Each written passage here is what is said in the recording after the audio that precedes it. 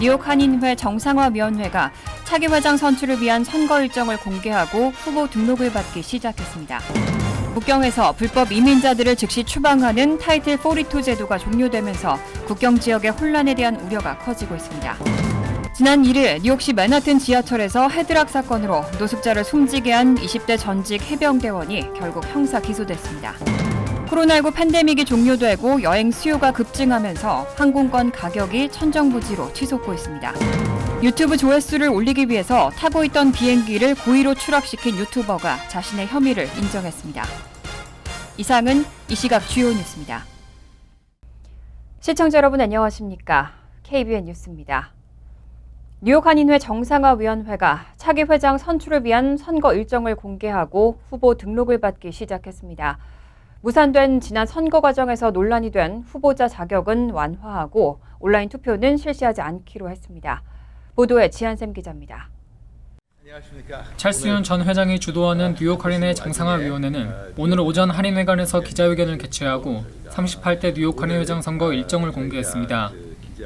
일정 발표에 앞서 찰스윤 전 회장은 변종덕 전 회장의 비대위가 제안한 통합 모임을 거부한 것에 대해 사전에 논의되지 않은 일방적인 통보였고 차기 회장 선출이 시급한 상황에서 정상회와 비대위가 통합된 새 조직을 구성하는 것은 회장 선거가 지연되는 비효율적인 작업이 될 것이라고 말했습니다. 다만 정상회가 역대회장단 협의회의 적법한 절차에 따라 조직된 만큼 비대위에 속한 전직 회장들은 언제든지 정상회의에 참여가 가능하다고 밝혔습니다. 지금 비상대책위원회가 해체가 돼서 저희 정상화위원회를 돕고 싶으신 분들은 저희 정상화위원회에 같이 참여해서 도와주시면 좋겠습니다. 오늘 기자회견에서 정상위는 차기 회장 선거 일정을 발표했습니다.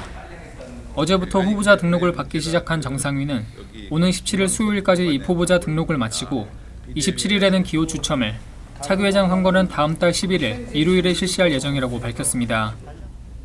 민경원 선거관리위원장은 이번에 실시될 회장 선거에서는 일부 불만의 목소리가 나왔던 부재자 투표와 온라인 투표는 제외하고 직접 투표만 실시된다고 말했습니다.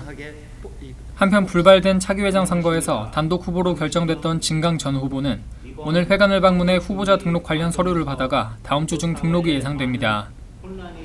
KBN 뉴스 지한샘입니다. 불법 이민자들을 국경에서 즉시 추방하는 타이틀 42 제도가 종료되면서 국경 지역의 혼란에 대한 우려가 커지고 있습니다. 어제 하루에만 10,000명 이상의 불법 이민자가 국경 순찰대에 체포됐는데 이렇게 몰려드는 이민 행렬에 정부는 남부 접경 지역에 병력까지 배치하고 나섰습니다. 불법 입국 망명 신청자를 즉각 추방해오던 정책 타이틀 42의 만료를 앞두고 불법 이민자가 몰려들면서 어제 하루에만 10,000명 이상의 불법 이민자가 국경 순찰대에 체포된 것으로 알려졌습니다. 월스트리트저널은 기존 하루 최고 체포 기록과 비슷한 수준이라고 밝혔습니다. 지난주 후반에도 4일간 27,000명이 체포되고 별개로 7,400명은 놓친 것으로 전해졌습니다. 국토안보부 장관은 이날 백악관 브리핑에서 국경이 열린 게 아니라는 점을 매우 분명히 하고 싶다며 불법 입국 브로커들이 42호 폐지 후 국경이 개방된다는 거짓말을 퍼뜨리고 있는데 미국에 도착해도 바로 추방될 테니 생명과 평생 모은 돈을 걸지 말라고 당부했습니다. 블룸버그 통신에 따르면 현재 미국 입국을 위한 브로커 비용은 약 $15,000 수준입니다.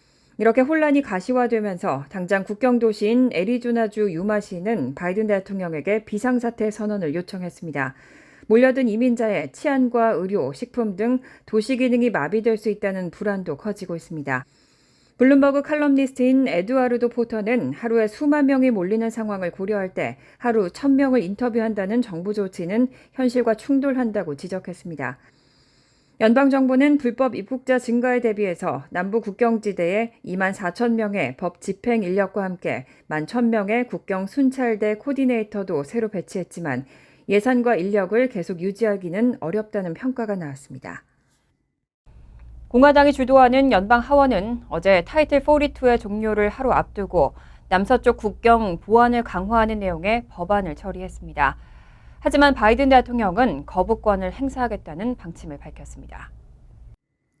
연방하원은 어제 본회의에서 남서쪽 국경 보안을 강화하고 국경을 넘기 이전 망명을 신청해야 심사를 받을 수 있도록 하는 법안을 찬성 219표, 반대 213표로 가결했습니다. 이 법안은 망명 절차가 진행되는 동안에는 멕시코에서 대기하도록 하고 남부 국경에 불법 입국을 막기 위한 장벽 건설을 재개하도록 명시했습니다.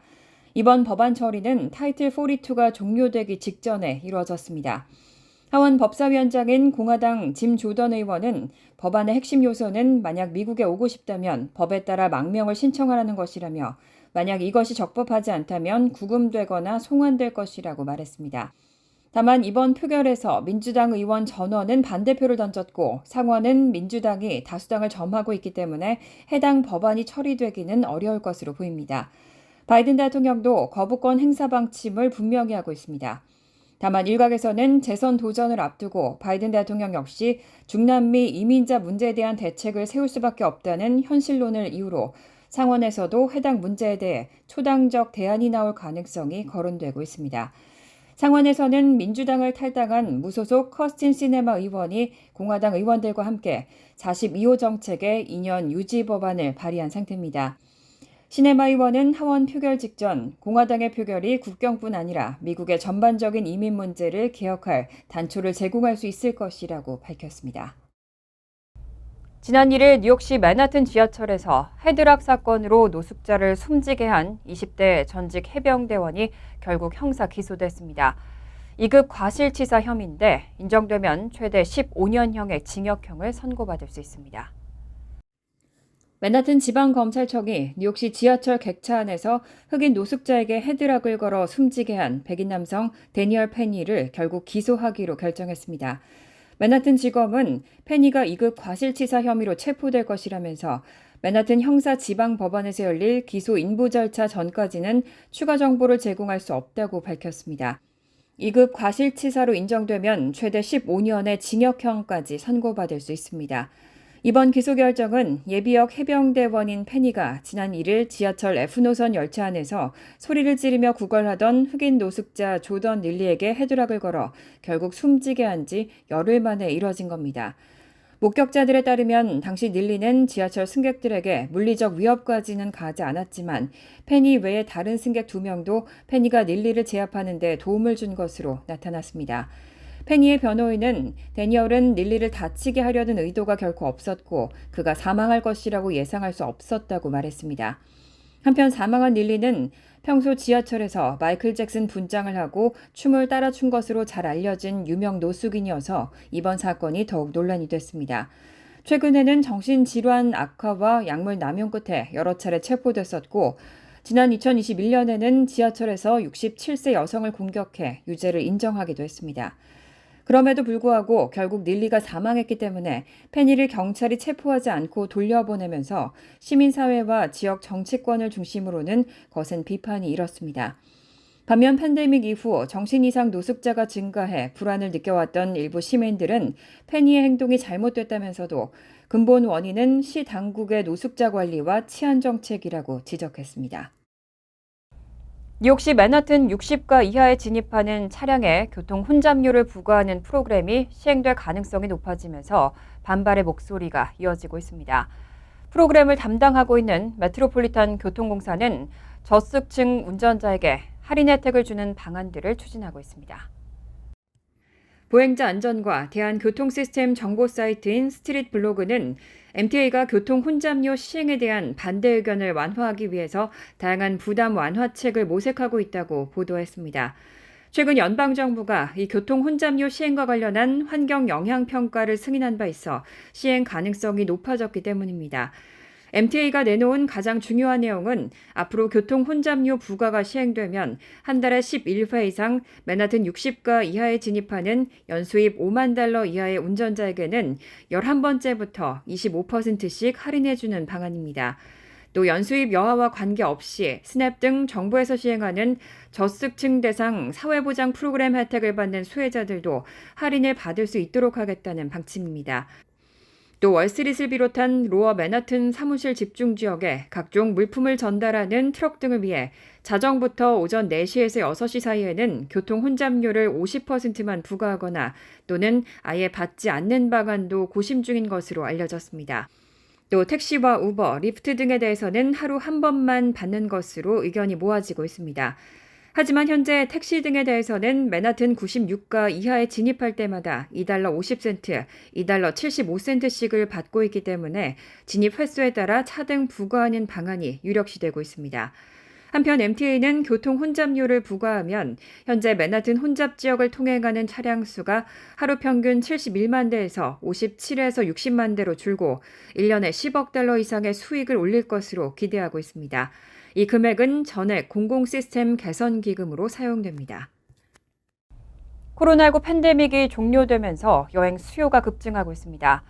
특히 오랫동안 한국을 방문하지 못한 한인들의 한국 방문이 크게 늘어나면서 항공권 가격은 천정부지로 치솟고 있습니다. 한국행 항공권 가격이 천정부지로 치솟아 한인들의 부담이 가중되고 있습니다. 다음 달 뉴욕 인천 노선의 경우 대부분의 날짜가 왕복 $3,000 내외로 형성되고 있고 주말 등 일부 날짜의 경우 $4,000를 넘어 $5,000에 육박하는 경우도 많이 보입니다. 여행 관계자들에 따르면 올해 항공권 가격은 예년에 비해 50% 가까이 인상된 가격입니다. 뉴욕 인천 노선의 경우 대한항공과 아시아나항공에 이어 에어 프레미어가 운항하면서 항공권 가격 안정을 기대했지만 늘어난 여행 수요를 충족시키지 못하고 있습니다. 코로나 팬데믹이 종료되면서 그동안 한국을 찾지 못한 여행 수요가 몰린 것이 가장 큰 원인이지만 전쟁으로 인한 러시아 영공 통과가 불가능해지면서 운항거리가 늘어나 항공기 무게를 줄이기 위해 탑승 인원을 제한하고 있는 것도 가격 상승의 원인이 되고 있습니다. 이처럼 항공권 가격이 급상승하고 수요까지 높아지면서 항공권 예매 시기도 더 빨라지고 있는 것으로 나타났습니다. 팬데믹 전에는 승객들이 보통 여행 3개월 전 정도에 항공권 예매를 했지만 최근 들어서는 최소 6개월에서 이르면 1년 전부터 예매에 나서는 것으로 전해졌습니다. 하지만 이른 예약에 따른 일정 변경이 잦아지면서 각종 수수료도 부담이 되고 있습니다. 탑승 스케줄을 변경하면 국적 항공사의 경우 $120 내외의 수수료를 부과하고 있습니다. 차액 항공료에 수수료까지 더해져 큰 부담이 되고 있는 현실입니다. 올해 여름에는 적도 부근 태평양 해수면의 온도가 오르는 엘니뇨가 강하게 나타날 수 있다는 전망이 나왔습니다. 또 이런 엘니뇨가 북반구 겨울까지 지속될 확률이 82%로 예상됐습니다. 어제 국립해양대기국은 적도 부근의 열대 태평양 수온이 빠르게 상승하고 있다며 5월과 7월 사이 적어도 중간급 엘니뇨가 시작될 것으로 보인다고 밝혔습니다. 또 엘니뇨가 올해 7월까지 발생해 북반구 겨울까지 지속될 확률을 82%로 예상했습니다. 지난달 발표했던 약 60%보다 20%포인트가량 높아진 겁니다. 엘니뇨는 태평양 감시구역에서 해수면 온도가 3개월 이동 평균으로 평년보다 0.5도 이상 높은 상황이 5개월 이상 지속되는 현상을 의미합니다. 이와 관련해 악시오스는 엘니뇨로 인해 지구온난화의 상징적 이정표가 세워질 수 있다고 전했습니다. 기후과학자인 제크 하우스파더는 악시오스에 2024년이 기록상 가장 더운 해가 될 가능성을 엘니뇨가 높이고 있다며 산업화 이전의 지구 평균 기온을 1.5도 뛰어넘는 첫 해가 될지 모른다고 예상했습니다. 2015년 체결된 파리협정은 지구 기온의 상승폭을 산업화 이전 대비 1.5도로 제한하도록 노력하자는 내용을 담고 있습니다. 앞서 세계 기상기구도 지난 3일 보고서를 통해 올해 하반기 엘니뇨 현상이 발생할 확률이 커지고 있고 이런 현상이 지구 기온 상승을 촉진할 가능성이 높다고 전망했습니다. 엘니뇨는 지역별로 가뭄이나 홍수, 산불 등 다양한 기상 변화를 가져올 수 있습니다. 남부와 아프리카 대륙 동부 등에서는 폭우를 유발할 수 있고 호주와 인도네시아, 남아시아 일부 지역에는 극심한 가뭄을, 한국은 여름에 남부지방을 중심으로 강수량의 증가를 초래할 수 있습니다. 유튜브 조회수를 올리기 위해서 타고 있던 비행기를 고의로 추락시킨 유튜버가 자신의 혐의를 인정했습니다. 그는 또 헬리콥터를 이용해서 추락한 비행기의 잔해를 수거해 폐기하는 등 증거도 인멸했습니다. 유튜버이자 스카이다이버인 29살 트레버 제이컵은 지난 2021년 12월 자신의 유튜브 채널에 12분 47초짜리 영상을 올렸습니다. 영상 속에서 제이컵은 밝은 표정으로 직접 경비행기를 몰며 캘리포니아 상공을 날고 있습니다.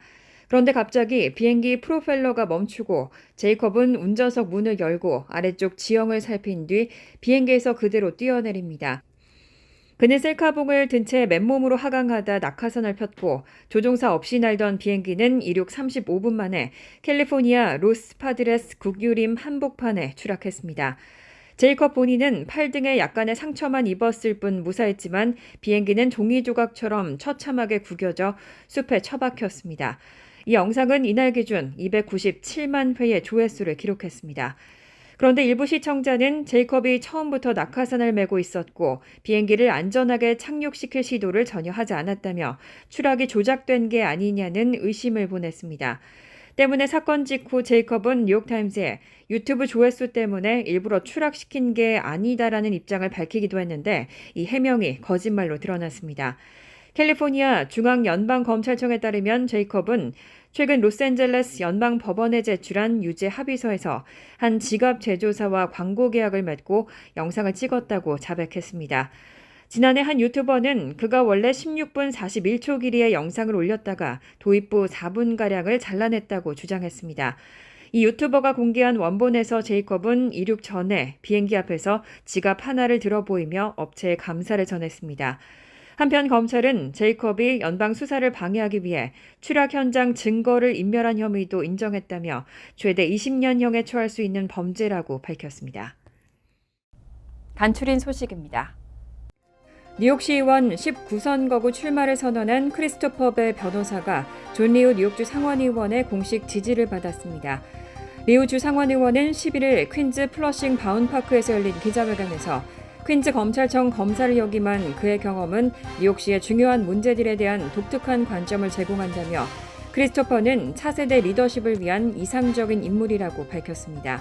이어 그의 정책은 상식과 연민의 기반을 두고 있고 분열이 아닌 단결을 지지한다며 그를 지지하게 돼 자랑스럽다고 덧붙였습니다. 배 변호사 역시 리우 주 상원의원의 지지를 받게 된 것은 엄청난 영광이라며 감사를 표했습니다. 뉴욕시가 쉘터에 입주하려는 노숙자를 보호하기 위해 시행하고 있는 노숙자 쉘터 관리법의 일부 규정을 유예한다고 전격 발표했습니다. 에릭 애담스 시장은 지난 10일 밤 노숙자 가족이 쉘터에 입주하면 별도 거주 공간을 수용하고 밤 10시 이전에 도착하면 반드시 침대를 제공하며 비상거주시설 수용 노숙자는 법원 결정 없이 30일 내에 퇴출할 수 없도록 하는 규정을 최소 5일 이상 무기한 유예한다고 발표했습니다. 현재 뉴욕시 노숙자 쉘터에는 78,763명이 수용되어 있는데 이 중 절반 정도가 망명 신청자로 쉘터에 침대와 공간이 부족해 일부 노숙자와 가족들은 시설 내에 있는 의자 등에서 잠을 잘 정도인 것으로 알려졌습니다. 그렉 코글린 뉴저지주 하원의장은 10일 노인 대상 재산세 감면 확대가 필요하다는 입장을 밝혔습니다. 오는 7월 1일까지인 주정부 2023-2024 회계연도 예산안 처리 마감 시한을 한 달여 앞두고 노인 대상 재산세 감면 확대를 최우선 과제로 추진한다는 의지를 천명한 겁니다. 머피 주지사는 지난 3월 은퇴자 협회와의 면담에서 뉴저지 거주 65세 노인 등을 대상으로 하는 재산세 감면 프로그램 시니어 프리즈의 수혜 자격 확대 입장을 밝힌 바 있습니다.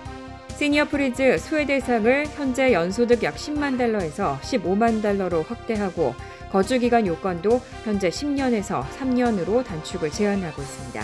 11일 뉴저지 스포트라이트 보도에 따르면 주 보건국은 학교와 병원, 공중보건 관계자 등을 대상으로 전염병 발생을 추적하고 보고하는 방식 변경안에 대한 의견을 수렴 중입니다. 변경안에는 주정부의 학생 대상 백신 접종 요건을 연방정부 지침과 일치시키는 내용이 포함되어 있습니다. 현재 뉴저지의 학생 대상 필수 접종 백신 목록에는 없는 코로나19와 독감, 인유두종 바이러스, HPV 백신 등이 포함될 수 있다는 의미입니다. 당국자는 현재로서는 학생 대상 필수 접종 백신 목록 지침에 대한 변경이 공식적으로 제안된 것이 아니라 초기 여론 수렴 단계라는 입장입니다. 환율과 증권 소식입니다.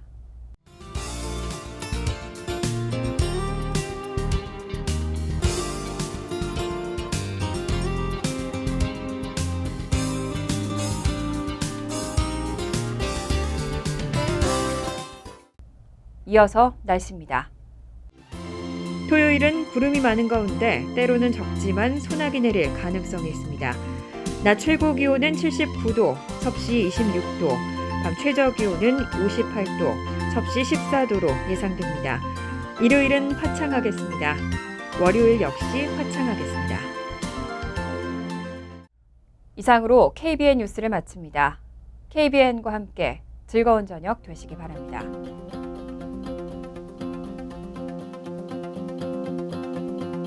미 동부 최대 한인방송 KBN이 제작하는 KBN 뉴스는 웹사이트 mykbn.com 그리고 유튜브와 페이스북에서 다시 보실 수 있습니다. 좋아요, 구독, 알림 설정은 뉴스 제작에 큰 도움이 됩니다.